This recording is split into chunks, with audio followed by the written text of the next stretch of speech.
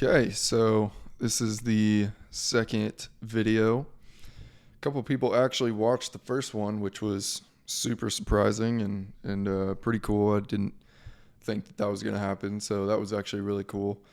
I watched the first one back a couple of times. There were some things that I didn't love.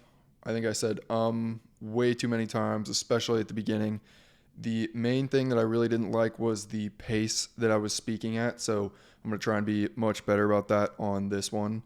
Just try and talk faster. The last one was kind of painful to watch on the the standard speed, I guess. So we're going to try and pick up the pace on this one, and hopefully that'll make it much more digestible.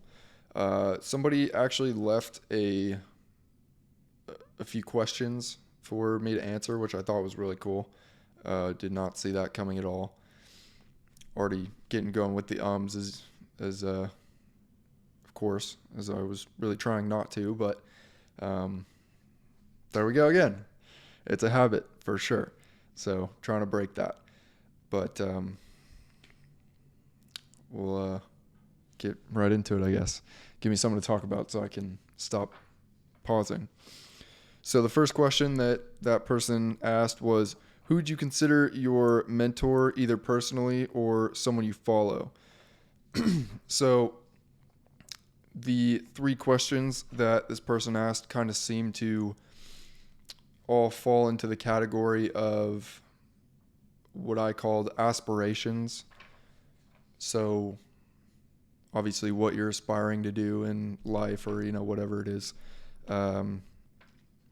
So that's kind of going to be the theme of what I'm talking about in this particular video. So who would you consider your mentor, either personally or someone you follow? That was the first one.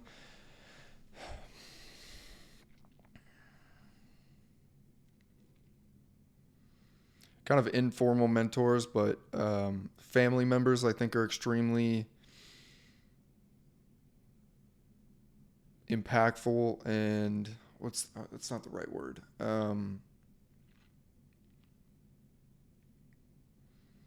We'll go with that, I guess. Family members are obviously extremely impactful in your life and growing up, and they really help to shape your values and what you care about and your opinions on things. I grew up with my grandparents. My grandma is one of the most impressive people that I've ever known, ever met. She has achieved so much in her life and her career, and it's extremely impressive just how she was able to do it, and especially the time that she was able to do it in. And it blows me away. She worked for Lockheed Martin, and she got extremely high up in Lockheed. She was the VP of some division. I can't remember exactly what it was called, but she finished her career as an equivalent to I think it was a 3-star admiral in the Navy. So she worked with a lot of people in the military and things like that. So that gives you any idea about her. She's very regimented, very, very disciplined. She just overall a very impressive lady. Not really what you think of when you think of the typical grandma. So she was just very impressive overall, how she approaches things. She's very organized. So she was definitely a big impact, and I would definitely consider her a mentor. Trying not to say and it is coming out much more than I would like it to, and I'm really trying to limit that, but it is what it is. We're trying to get better at it. Second person that I would say would be so I'm talking about my mother's mother there. The second person that I would consider a mentor kind of in the family would be my father's father. So he was in the Navy for a while, same kind of deal, very, very regimented, military style. He had his own company for 25 years, something, and sold it, retired. But he grew that company from, a little small operation to operating, I don't know, globally, definitely across the U.S. And he kind of just that same type of vibe. Very, very disciplined, very regimented, very. I guess I look up to them a lot because they don't really. They kind of just do what needs to be done. It's not a how do you feel today? Do you want to do this? It's just they get what needs to be done every single time, no questions asked. They're extremely reliable and just overall just impressive people. So in terms of mentors, I would definitely say those two for sure, probably more than anybody else. Professionally, Professionally, I would say I've had a few, none that have really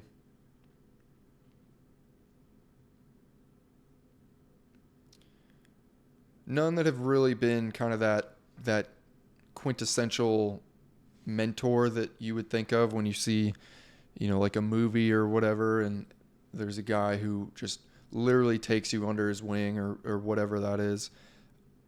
I would say that I've been in scenarios to be mentored by various people, but never have I had really a specific, explicit, long running mentor. I've been mentored by various people in certain scenarios or in certain jobs that I've done, things like that, but never had a just overall mentor throughout the entirety of my career. I'll put it that way. But that was a great question. Second one, what is one thing you wish you could do but seems impossible for whatever reason?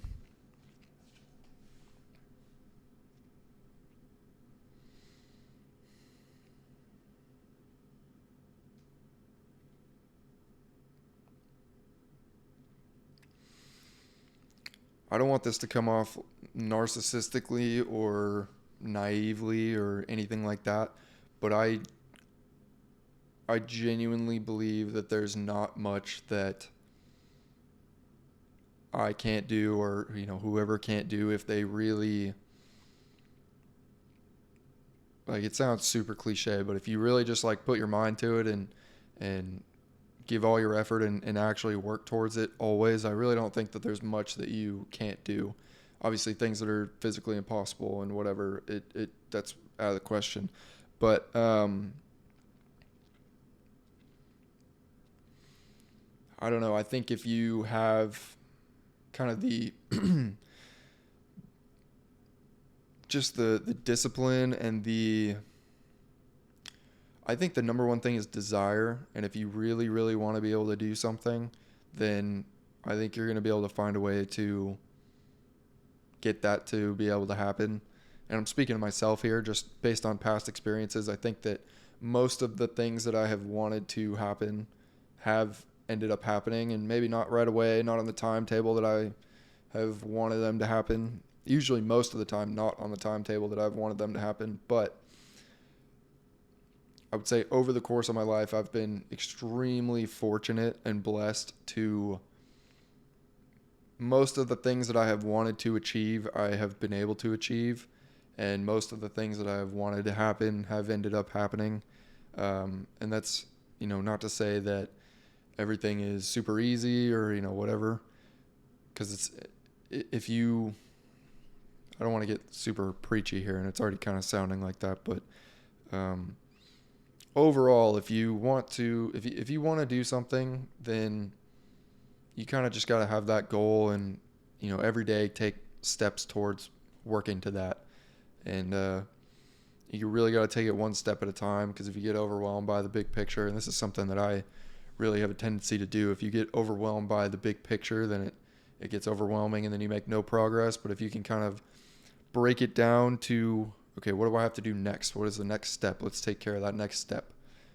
And just do it one by one, then it's much more manageable. And before you know it, you kind of get to where you wanted to go. So another great question.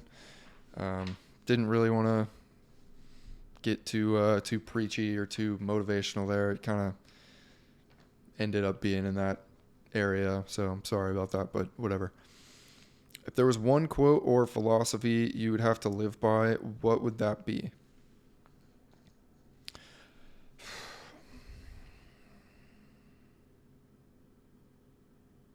I would honestly say, kind of just expanding on what I just said, if you really want to do something, you can probably do it. Like it almost nothing is impossible. If you want to achieve things, it's possible, but you gotta take the right steps towards that. So you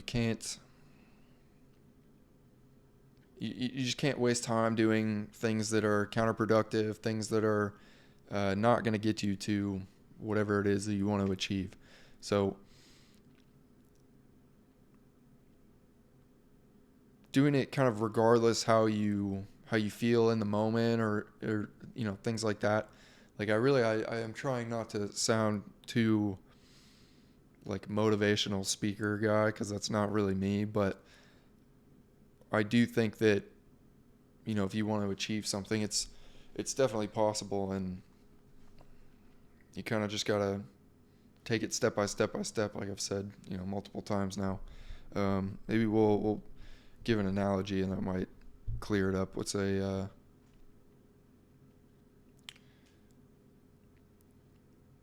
so if you wanted to be like a rocket scientist or whatever, then you really gotta, and you decide that at 15 or whatever it is, then you really gotta take a bunch of hard math classes in high school, and that's gonna suck, and you're probably gonna have a lot of homework, and it's not gonna be fun in the moment. But then looking back, when these really complex math concepts are kind of just second nature to you, and you can kind of build upon that, and you have that foundation, and you take it step by step by step. And if you break it down into okay, I have this class coming up, I got to do really well in this class, and I have to, even the class itself could be overwhelming. So then you break up the class into, okay, what homework assignment do I have this week or whatever. And if you can just compartmentalize everything down to these smallest little bits, and then just focus on what thing you have to do next, it makes it much more manageable. And I think that you can really accomplish anything that way. I guess a good way to put it would be, just if you can compare yourself to where you were the day before, and I actually said that in the last one of these videos that I made. I'm not trying to be the best monologuer ever. I'm nowhere near that. But if I can make this one better than the last one I did, that's all I'm looking to do. And then if I do 1,000 of these or whatever, I'll be much better by then than I am now. But it's really just building on the last one and trying to improve on that. So if you can kind of apply that to everything that you do, and just getting a little bit better every time, then there's really not much that you can't get good at, I think, honestly. It's kind of that that like 1% rule. If you can improve everything in your life by 1%, that's a pretty massive increase. I think they talk about it in Atomic Habits, but the guy who came into the British cycling team, who changed the inside of the trucks and painted them white so you could see dust, and changed the uniforms and whatever, and just improved it by a microscopic amount, what seemed like, then they ended up being a really good cycling team. So I would say that's kind of that philosophy that I try to employ. So then these are kind of the questions. Those were the first 3 questions that somebody commented on, or somebody commented and wanted me to talk about. The rest of these are from ChatGPT.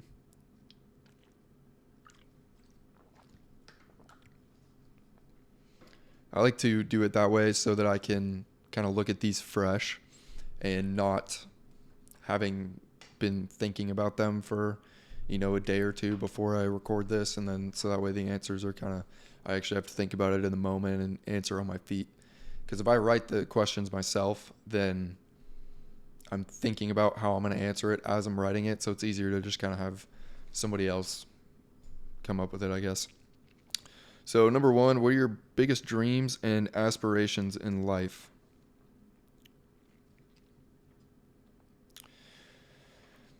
So I really want to do something that I feel like matters, and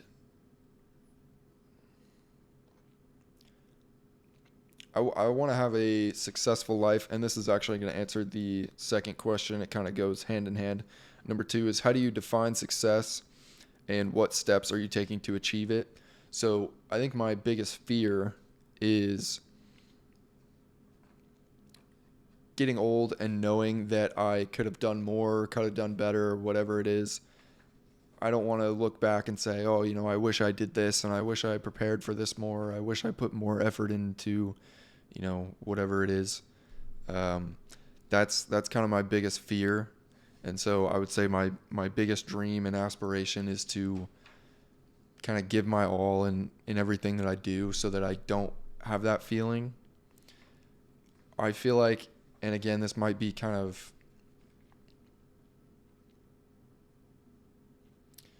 narcissistic, maybe naive. I don't know exactly where you would categorize it, but I feel like I have the ability to do things that really matter and that really make a difference. And I feel like doing anything less than my full potential of that would be a disservice to myself and all these people that I would like to positively impact over my life. And so failing to live up to that, I think, would be my biggest fear. And my biggest dream and aspiration would be to kind of fulfill what I see as my potential in that area. So kind of going off of that, how I define success would be being able to look back and say, you realized your potential and you did everything that you were possibly capable of to impact the world in a way that you wanted to, that you were able to impact the world positively. So, number 4, can you recall a specific moment or experience that ignited a new aspiration within you?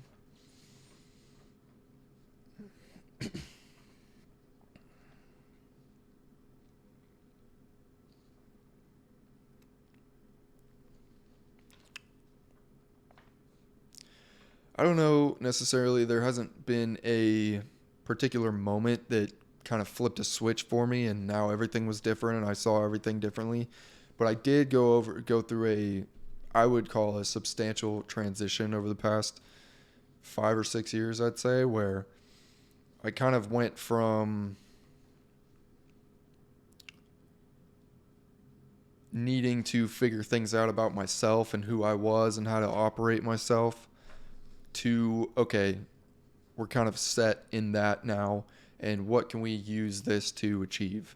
So if you thought about, if you were a farmer and you get a new tractor, you got to spend a while to kind of learn how to use the tractor and use the different tools and the attachments or whatever it is. I know nothing about farming, so sorry. But then once you kind of know how to do all those things, then it becomes really easy and you can say, okay, now I don't really need to practice this anymore, but I can actually go implement it. And now, instead of it taking longer to use this tool than it would have previously, it's actually much more efficient because of the level of familiarity and comfortability within the tractor, I guess. So I would say the last kind of few years were just learning about who I was, I would say. And now that I feel like I've kind of figured that out, I feel like now I'm moving into the stage of it's time to go out there and impact, basically. Number 5, how do you balance realistic goals with aspirational dreams? That's a good one.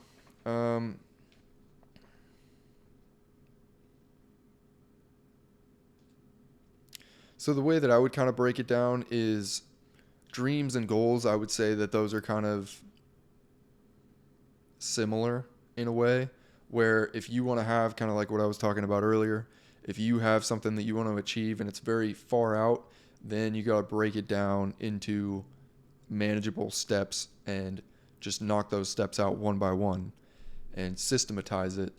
So I would say I don't necessarily think that it's something that you need to kind of balance where it's if you have too much of one, you can't have the other. I don't think it's necessarily a balance like that. I think it's more if you have a really, I mean, okay, so I guess it is a balance. If you have a really, really heavy long term aspiration, then you got to pile a bunch of really small goals to kind of systematize it and hit those goals one by one by one. And if it's a really big goal or a dream or aspiration or whatever you want to call it, then you're going to have a lot of things over here that you got to kind of knock off. So I guess it is a balance. But if you're going to have the bigger and the more long term your dreams are, then the more you have to have the kind of day-to-day monotonous just tasks, I guess would be a good way to put it, in order to just step by step get closer to that. Number 6, have you ever had to adjust your aspirations based on changing circumstances? How did you adapt?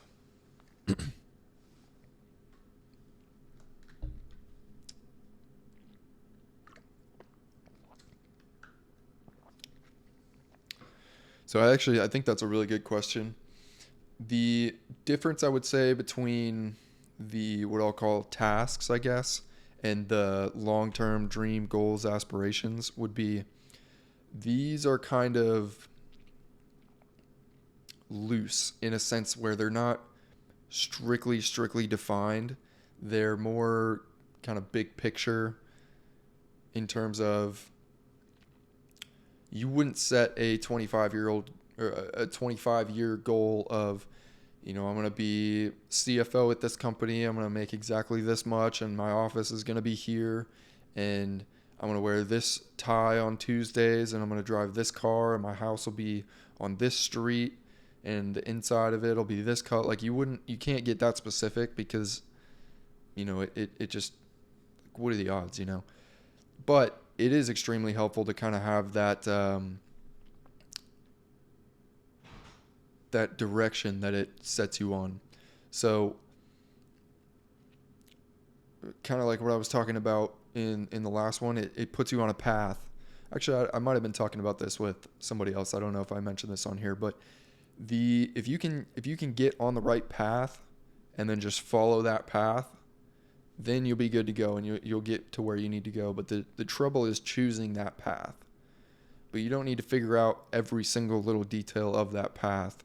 You just need to kind of figure out where it ends up at and then follow the path wherever it might take you in order to ending up basically where you want to go. So then you can kind of break that down to the little tasks, and those are going to be much more specific because they're much more immediate and short term, where you say, okay, I'm here, I need to achieve this or whatever. And then you can kind of, those are specific, achievable in the very short term that you can do that'll kind of further you along that path. So they're like, if you're thinking about it like a hike, the path is the long-term goal, the aspiration, and then the tasks are each step you take. And some of them might be harder, they might be uphill, they might be downhill, whatever it is. That's kind of how I've been thinking about it recently, I guess. So so I guess I didn't really answer that question, but have you ever had to adjust your aspirations based on changing circumstances? How did you adapt?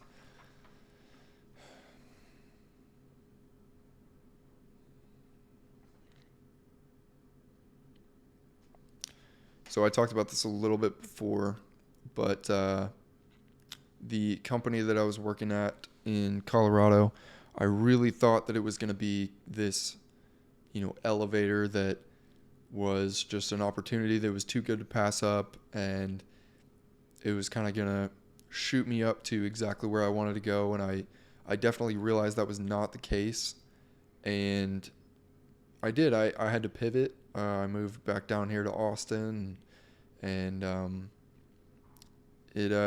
so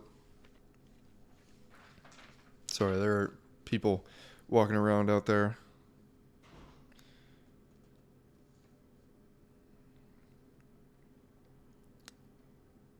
But yeah, I mean, I think that if you're following that path, kind of adjusting where you think you're going to go is pretty natural, because you never know exactly where, you think you might come around a corner and you think the path is going to go downhill, and then you're like, oh no, there's another hill or whatever. Um, it's kind of a very abstract metaphor, I guess, but it's natural is what I'm trying to say. But I guess I'm kind of having trouble answering this because there's not a specific time where I was like, oh, this is gonna not really, like, it wasn't just a like, oh, this isn't gonna work. It's all a slow process of kind of realizing, oh, you know what, I need to make an adjustment here. It's very rarely ever gonna happen just so immediate where you think you're on the right path and then just like boom, you're all of a sudden not. So I guess if I wanted to get a little bit more specific here, um,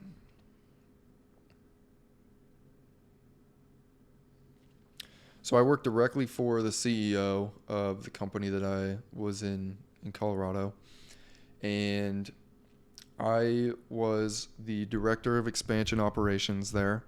I was in charge of overseeing the operations of, so it was a holding company that held recreational businesses in like boating and things like that.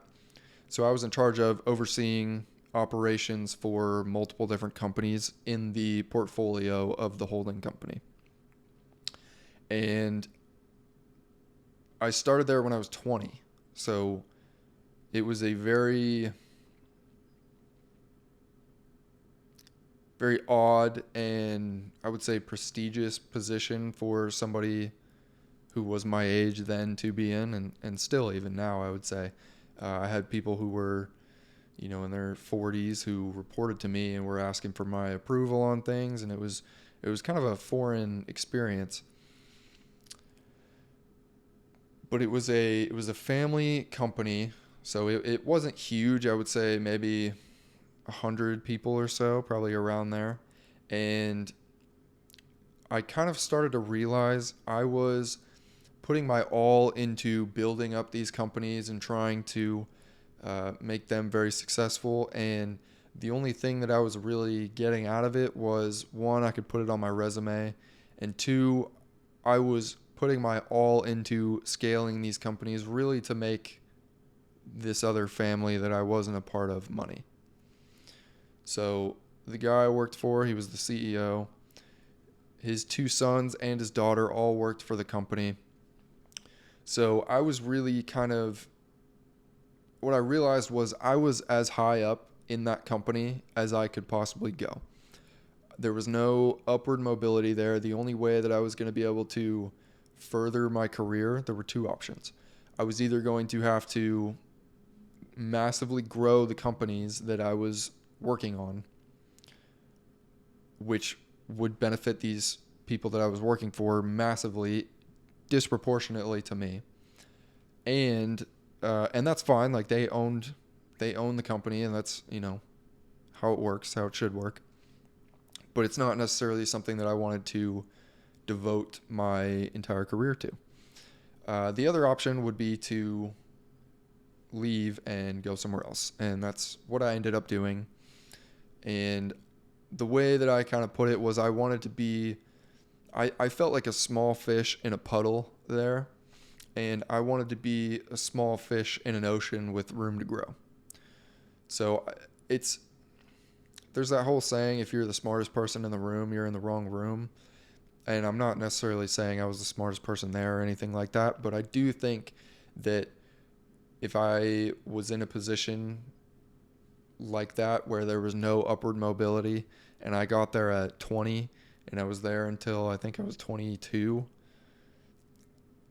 just because of that, there's no Like you just don't want to be in a position where there's no really room for growth, especially that early, is what I'm trying to say. So that would definitely be, in the beginning, I definitely had those aspirations of, we're going to make this super big, we're going to grow. And we definitely did. We saw a lot of progress, a lot of expansion, a lot of, increased revenue, all those things. But I did kind of have to shift that goal of where I really wanted to end up, and where I wanted to go, just because I felt like I was getting close to already being there, if that makes sense. So, number 7, what role does self-belief play in pursuing your aspirations? I think you can look at this one of two ways. I think, one, you could say it doesn't really play a role at all, just because you get up every day and you take those steps, those little steps towards where you want to go, and then one day you look up and you'll be there. So self-belief in that regard doesn't play a huge role. On the other hand, self-belief is a big contributing factor to why you're going to take those little steps every day, and it gives you the meaning behind doing it. So you're not going to wake up every day and take those steps towards where you want to go if you don't believe that it's actually going to get you to where you want to go, and in turn believe that you're capable of getting there. So one hand doesn't play a very big role. The other hand, it's kind of everything. So do with that what you will, I guess. Number 8, how do you stay focused and maintain momentum toward your aspirations over time? The beginning of anything, you're going to be very bad at it, like I am doing all this. It could be much better, I'll put it that way, and it will be much better. But the beginning of doing anything, you're going to be pretty terrible at it. And because of that, you need a little bit of willpower and discipline just to kind of make it through that first part of whatever you're doing. And then once you get to the point where you start seeing positive feedback and you get that positive reinforcement, then it becomes much easier and you actually want to do it because you get rewarded for it.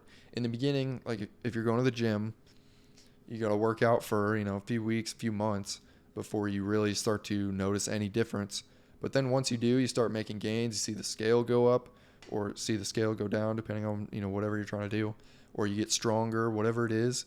Then you start saying, oh, let me keep going, whatever it is. So, same thing with this. I keep saying, I'm really sorry. I'm really trying not to, but it kind of slips out, and I'm trying to talk faster. So kind of is what it is, but trying to get better.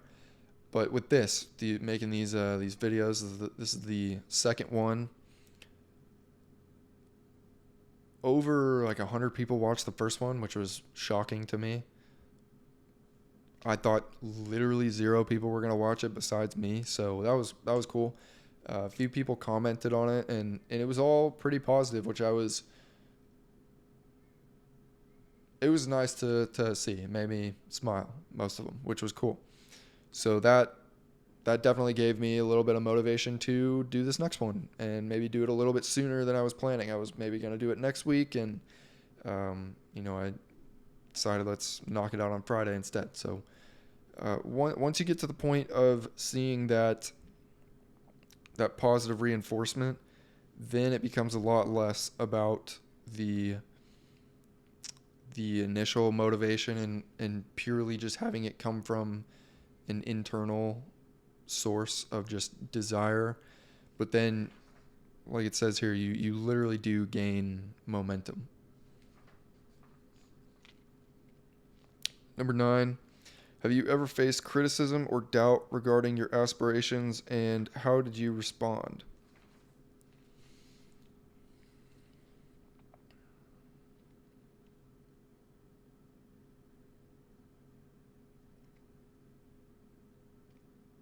I think I've definitely been an optimist. I like to hope for the best and expect the best, but prepare for the worst. I usually kind of assume things are going to work out the way that I want them to work out. just because I feel like most of the time I do what I can do to make things go that way. And generally, over the course of my life, things have typically gone that way. Um, which, a lot of people aren't in that boat, and there's definitely a lot of things that haven't gone my way, but overall, I would say that I think if you have the track record of achieving things, it like we talked about in that last question, it really does give you that momentum to kind of keep going. So I wouldn't say that I have massive amounts of criticism or doubt or anything like that in terms of what I'm trying to achieve, even if even at a specific goal.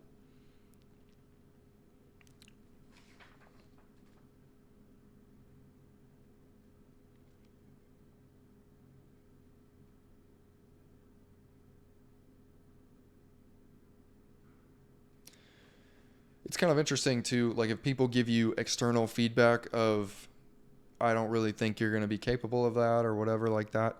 If you have the track record of all those little steps that you've been able to take, and you're able to take those little steps towards whatever it is that you want to achieve, you almost start to not really even notice that. Like somebody makes a comment, and especially if they're in a different position than you are or whatever it is, you really do get to a point where you kind of are able to tune it out very well and really just kind of do what you want to do.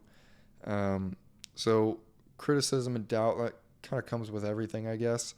But if you get to the point where you have some kind of a track record, then you kind of start to tune it out, and you can use it as motivation and whatever else. But there's not a particular time that really sticks out to me in terms of criticism or doubt regarding things that I really wanted to achieve. Number 10, what do you imagine your life will look like when you achieve your greatest aspirations?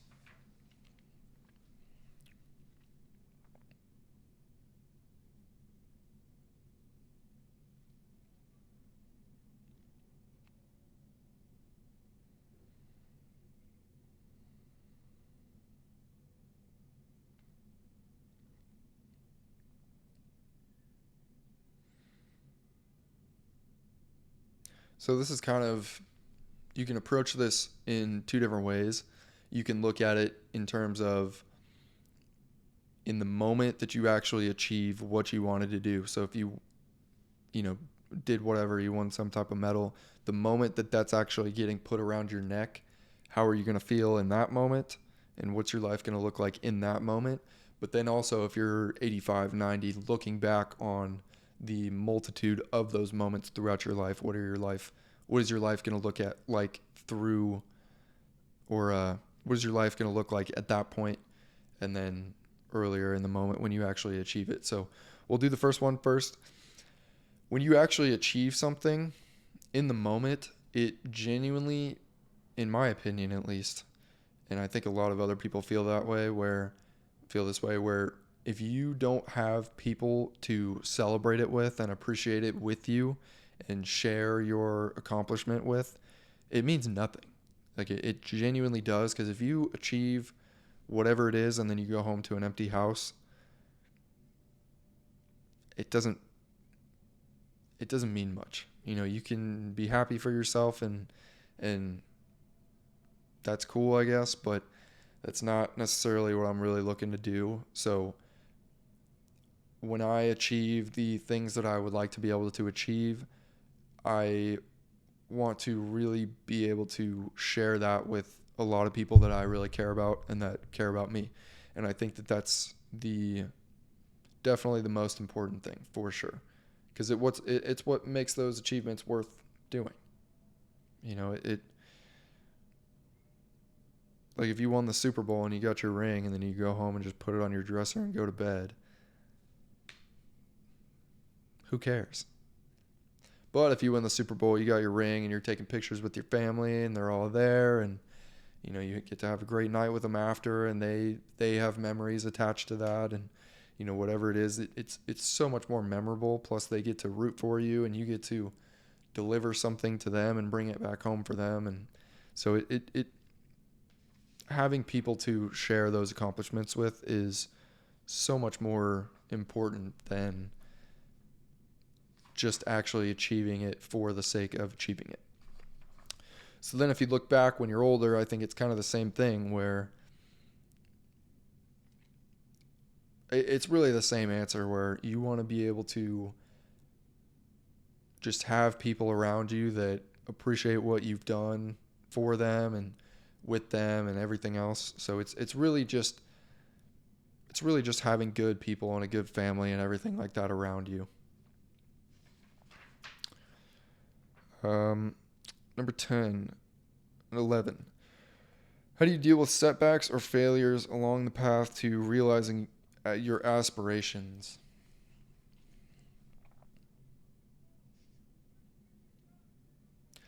I think being able to pivot is a really good skill. I think this also goes into the concept of not being married to your ideas and your ideas not necessarily being part of you or your identity. So if you're able to be proved wrong and you're thankful to be proved wrong rather than being bitter about it, it's such a huge advantage, because if you're wrong and you would rather know that you're wrong as soon as possible rather than being wrong for a long time and then having to face this extremely difficult realization of the fact that you were wrong, if you're able to figure it out immediately and then figure out a better path forward, it's so much easier, and it makes failures and setbacks and whatever else so much more tolerable, you know. So it's kind of summed up that whole idea right there, I think.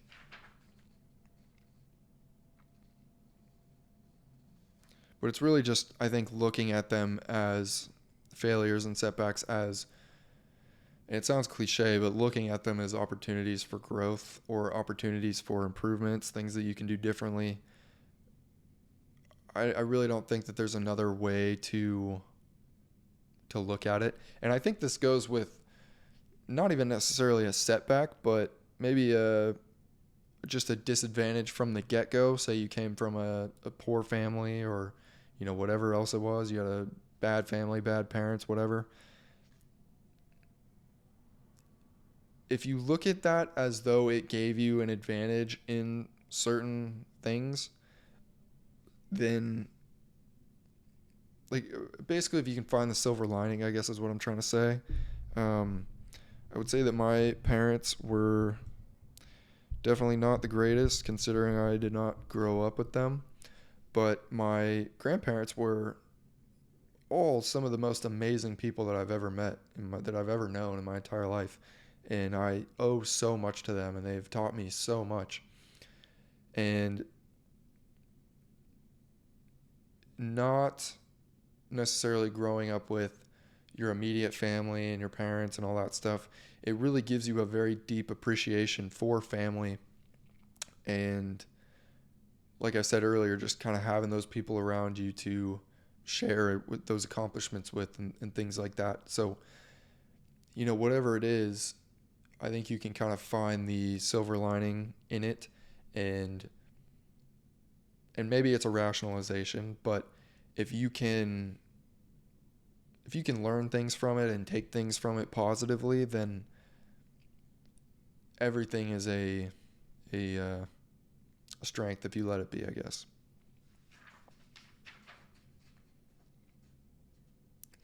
Number 12, do you believe in setting lofty long-term aspirations, or do you prefer smaller, more attainable goals?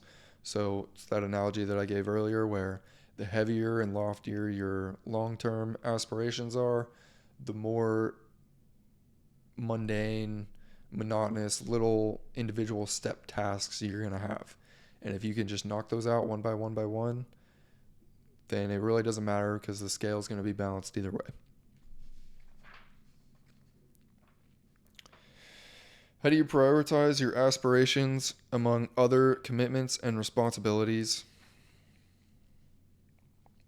I would say that you can have multiple of these long-term goals, to where, but I also think that they need to be compatible, where, kind of the example that I used earlier.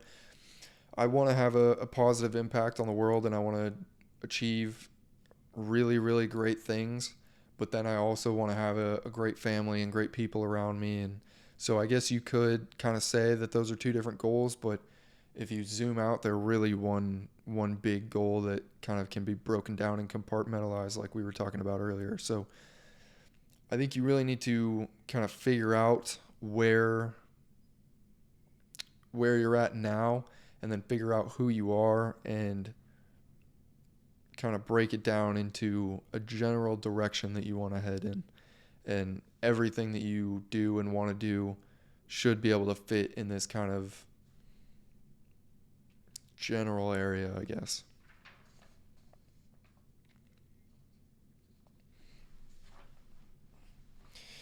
How do you prioritize your aspirations among, just read that one. 14. Have you ever had to sacrifice one aspiration for another? How did you make that decision?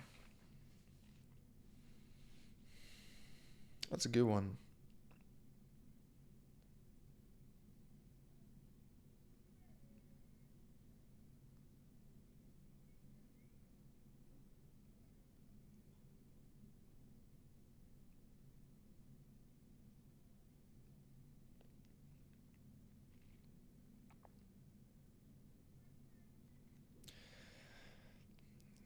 Like I kind of just said, I think you need to have your aspirations be compatible with each other, and that makes it much easier. And not to say that's the only way to do it, but I think it makes it if they're not necessarily compatible, then you definitely need to have a hierarchy of what is the most important and what really matters to you. So you look at like UFC fighters would be a good example.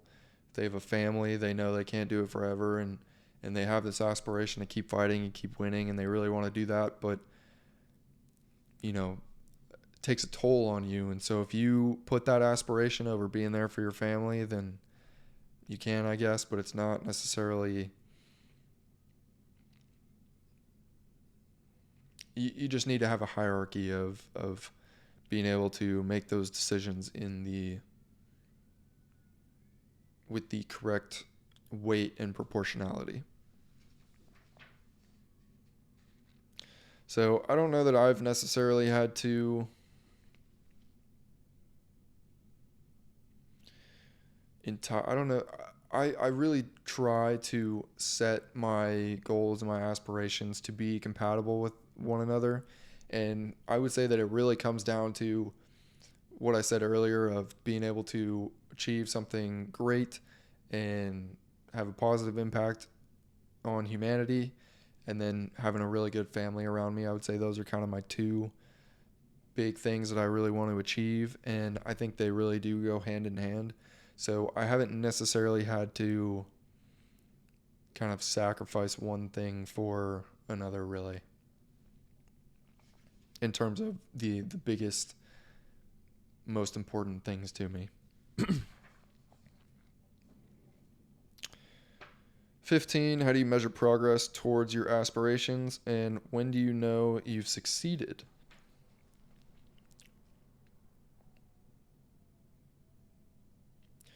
So I don't really ever want to retire. I would like to be in something as a career that I love enough to not want to ever stop doing it.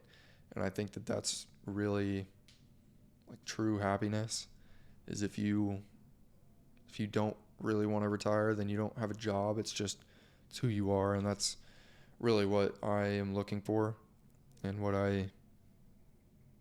I hope to achieve when I get to that kind of retirement age, is to be in a position where I don't really ever want to leave. Um, so I think that that's kind of how you know that you've succeeded, when you just when you don't want to stop, I guess. And it's different when it's something that it's difficult when it's something that is in in contrast to maybe some other things that are very important to you, like we just talked about with the fighter and his family and whatever. But I would say the way you measure progress is by looking backwards. So if you can just compare where you're at now to where you were at yesterday versus where you were at, a year ago and 5 years ago and whatever it is, then if you can kind of just make incremental progress, then that's all you need.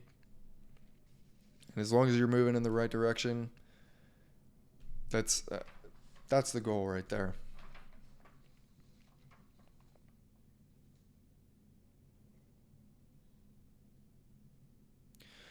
What advice would you give to someone struggling to identify or pursue their own aspirations? That's a great question. I don't know that I'm necessarily capable or qualified, I guess would be a better word, of giving the perfect advice on how to find your calling or whatever. I think that I talked about this a little bit in the last video, but I've always envied people that have known exactly what their passion was and their calling was from a very young age. So my cousin, for example, he has wanted to be a vet literally his entire life.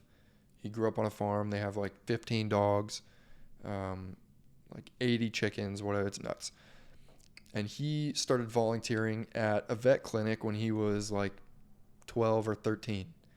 And now he's getting ready to apply for graduate school, like a vet graduate school in after college. And that's really cool, just to not have that kind of doubt, or if you know somebody who is known they want to be a doctor for forever, their whole lives. I really envy that because it does take away a great amount of stress of that kind of uncertainty of going back to that path analogy where they've been on that path for so long that like finding the start of the path is definitely, in my opinion, the most difficult part of the journey. And I think it's also something that a lot of people overlook, where a lot of people who are in it talk about, oh, it's so hard to keep going and to keep doing all these things. And that is true. Like the incremental steps, some of them are going to be really hard. Some of them are not, some of them are going to be easy, but just the feeling of just kind of being in this void of not knowing which way you're supposed to go. Like once you have the comfort of the path and you just follow the path, it's it's much, I don't want to say easier, but it's more,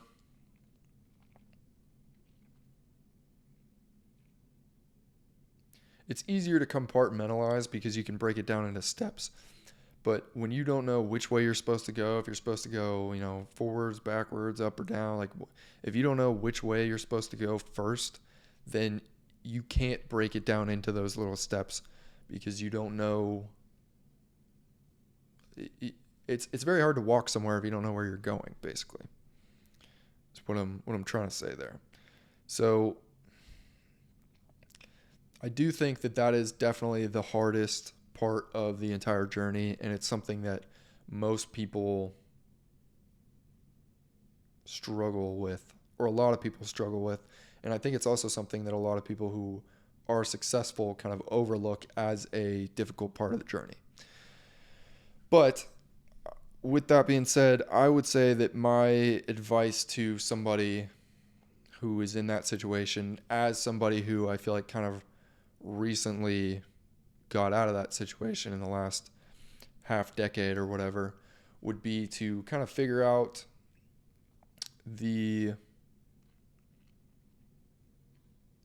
I would say if you really don't know, try and learn the most useful things that you can that are going to be the most applicable to what you want your life to be at a kind of, let's say, the midpoint of your career. So if you don't really know what you want to do or what you want to achieve, then I would start taking steps towards kind of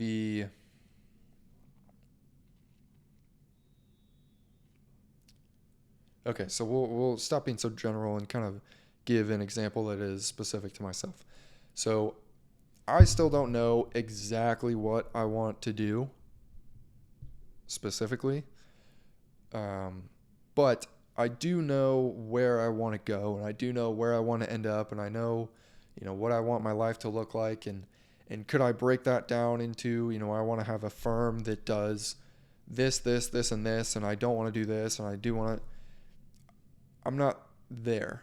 I don't have that all figured out, but I do know kind of the general direction of where I want to go.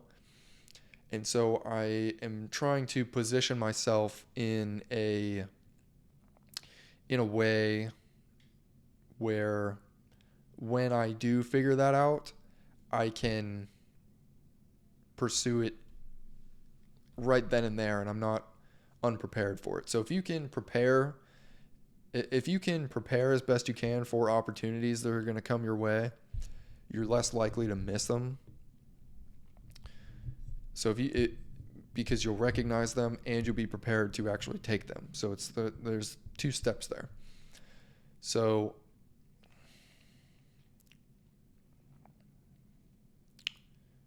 I don't know exactly what steps I'm going to take when I'm, mid 40s, 50s, 60s, whatever. But if I kind of know that it'll have something to do with, or if you can kind of figure out your passions and what you like to do, or not even your passions, but just kind of what you're interested in, and then eventually you want to do something that's in the cross section of all of those, start taking steps towards one of them or towards two of them or whatever it is. So for me, I studied computer science in school. I'm studying computer science in school. I write software for a fitness company. I did a lot of programming for the company that I was at in Colorado. Did a lot of sales stuff for them, business process stuff for them, operations. So kind of just learning different things about a lot of different things that are applicable to what you might want to do later. That's a very good way to be able to recognize the opportunity and then be prepared to act on the opportunity. So kind of to tie this back into the question, where is it? So struggling to pursue their own aspirations, or to identify or pursue their own aspirations. You don't need to have it so specific, but if you can kind of figure out, oh, I'm interested in this, or even if it's just kind of a vague interest, learn something that is something that you can kind of plug yourself into wherever that might be. So if you discover down the line you get very interested in this and you already have the skills to be able to kind of do something in that field, where like computer science is a really good example of that. If you kind of have the skills of something like computer science or math or whatever it is that you can then apply to your newfound interest or whatever, it'll make it much easier to this is terribly unorganized, and I'm very sorry for that. A good story, I guess, would be, so Moses, when he was super old, God calls on him to free the Israelites from Egypt. And he's been on a multitude of different journeys throughout his life, and they all seem kind of not really connected or relevant to each other until he got to this one moment that called on all of those skills that he had spent multiple decades here developing this skill and multiple decades developing this skill here.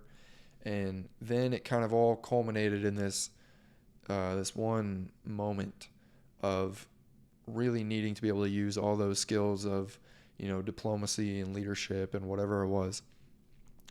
So if you can kind of just start building your foundation that you can then apply to whatever situations that you're in later, I think that is a way to compartmentalize it and break down the vastness of struggling to find the path into manageable steps in just like if I could summarize this whole complex, confusing, complicated, ridiculous idea into a sentence, it would just be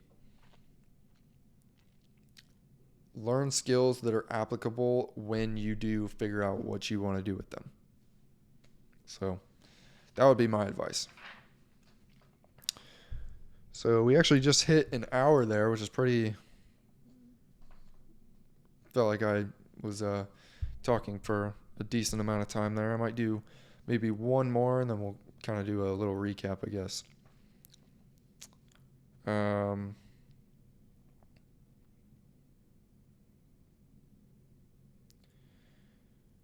Do you believe in manifesting your aspirations through visualization or positive thinking?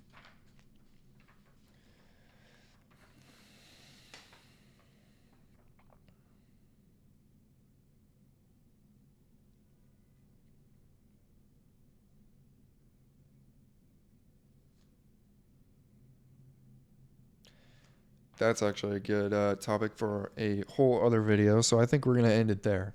Um,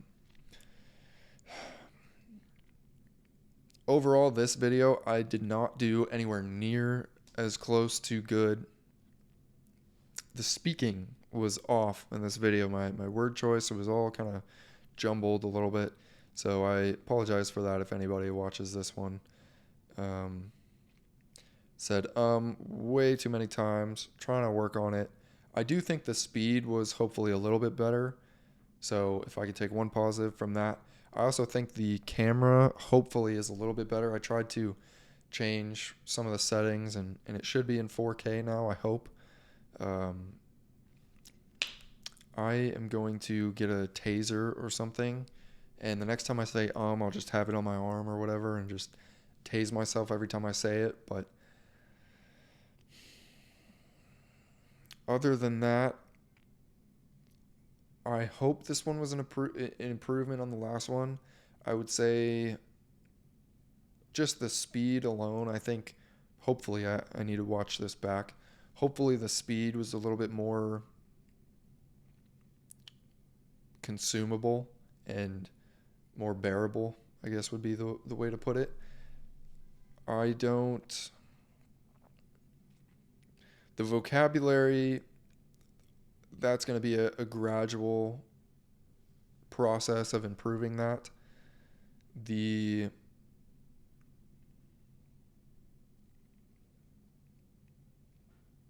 I think the speed of my thought process this time was much better than last time. So if I had to kind of sum this up into a single positive, I think it would be that. I think this will be a little bit more watchable than the last one. If you're a fast thinker and you listen to things faster like I do, I guess. So I guess